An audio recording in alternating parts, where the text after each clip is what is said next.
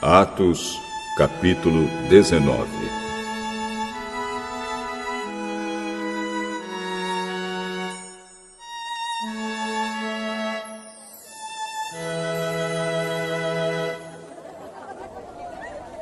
Enquanto Apolo estava na cidade de Corinto, Paulo viajou pelo interior da província da Ásia e chegou a Éfeso.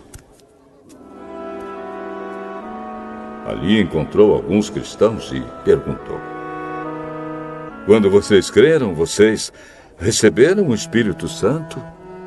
Nós nem mesmo sabíamos que existe o Espírito Santo.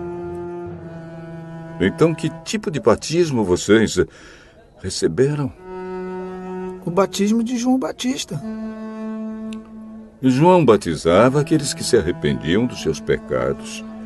E também dizia ao povo de Israel que eles deviam crer naquele que havia de vir depois dele, isto é, em Jesus. Depois de ouvirem isso, aqueles homens foram batizados em nome do Senhor Jesus.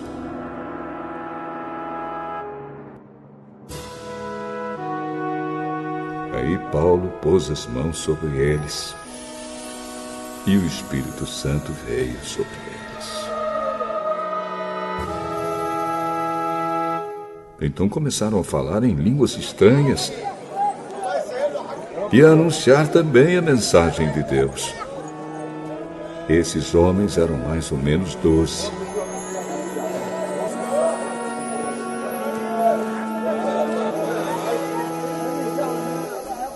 Durante 3 meses, Paulo foi à sinagoga e falou com coragem ao povo. Ele conversava com eles e tentava convencê-los a respeito do reino de Deus.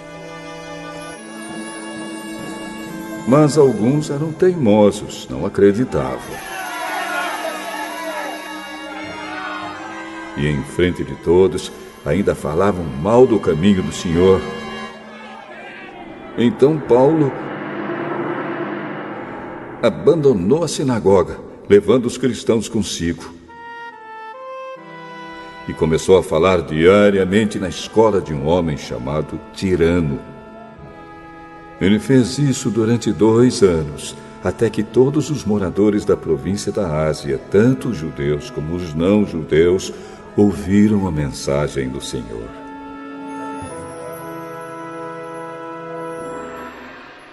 Deus fazia milagres extraordinários por meio de Paulo.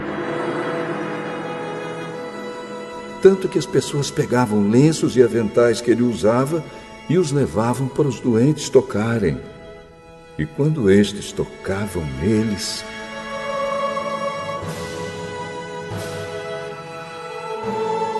ficavam curados. E de outras pessoas saíam os espíritos maus.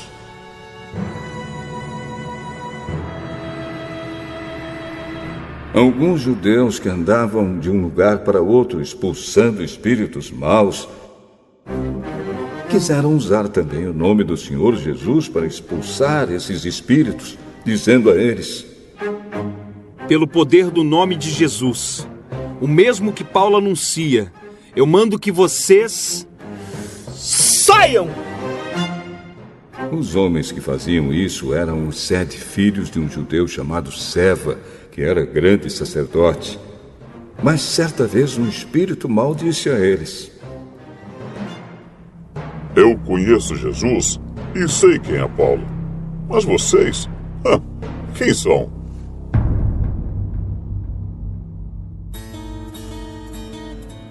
Então o homem que estava dominado pelo espírito mau os atacou e bateu neles com tanta violência que eles fugiram daquela casa feridos e com as roupas rasgadas. E todos os que moravam em Éfeso, judeus e não-judeus, souberam disso. Eles ficaram com muito medo e o nome do Senhor Jesus se tornou mais respeitado ainda. Então muitos dos que creram vinham e confessavam publicamente as coisas más que haviam feito. E muitos daqueles que praticavam feitiçaria ajuntaram seus livros e os trouxeram para queimar diante de todos. Quando calcularam o preço dos livros queimados, o total chegou a 50.000 moedas de prata. Assim, de maneira poderosa, a mensagem do Senhor era anunciada e se espalhava cada vez mais. Depois desses acontecimentos, Paulo resolveu passar pelas províncias da Macedônia e da Acaia e ir até Jerusalém. Ele dizia: depois que eu visitar Jerusalém, preciso ir a Roma. Então Paulo enviou para Macedônia 2 dos seus ajudantes, Timóteo e Erasto, mas ele ficou mais algum tempo na província da Ásia. Foi nessa ocasião que houve na cidade de Éfeso uma grande desordem por causa do caminho do Senhor. Um ourives chamado Demétrio fazia pequenos modelos de prata do templo da deusa Diana, e o seu negócio dava muito lucro aos que trabalhavam com ele. Então ele chamou estes e outros da mesma profissão e disse: meus amigos, vocês sabem que a nossa riqueza vem deste nosso ofício. Vocês mesmos podem ver e ouvir o que esse tal de Paulo está fazendo. Ele afirma que os deuses feitos por mãos humanas não são deuses de verdade. E está conseguindo convencer muita gente, tanto daqui como de quase toda a província da Ásia. Assim nós estamos correndo o perigo de ver o povo rejeitar o nosso negócio. E não é só isso. Existe o perigo de o templo da grande deusa Diana não ficar valendo mais nada, e também de ser destruída a grandeza dessa deusa adorada por todos na Ásia e no mundo inteiro.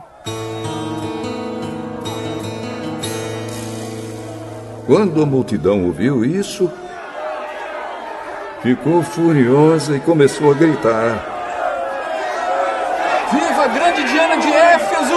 Viva a grande Diana de Éfeso! E a confusão se espalhou por toda a cidade. A multidão agarrou Gaio e Aristarco, 2 macedônios que viajavam com Paulo, e os arrastou até o teatro. Paulo queria falar ao povo, mas os irmãos não deixaram. Alguns altos funcionários daquela província, que eram amigos de Paulo, mandaram a ele um recado, pedindo que não fosse ao teatro. Naquela altura dos acontecimentos, a multidão que se achava no teatro estava em completa desordem. Uns gritavam uma coisa e outros gritavam outra, pois a maioria nem sabia por que estava ali. Algumas pessoas ficaram pensando que Alexandre era o culpado, pois os judeus o obrigaram a ir e ficar na frente. Aí Alexandre fez um sinal com a mão e tentou falar para se defender diante do povo. Mas quando perceberam que ele era judeu, ficaram gritando todos juntos a mesma coisa durante 2 horas. Viva! Viva a grande Diana de Éfeso! A grande Diana de Éfeso! Finalmente, o secretário da prefeitura da cidade conseguiu acalmar o povo. Ele disse o seguinte: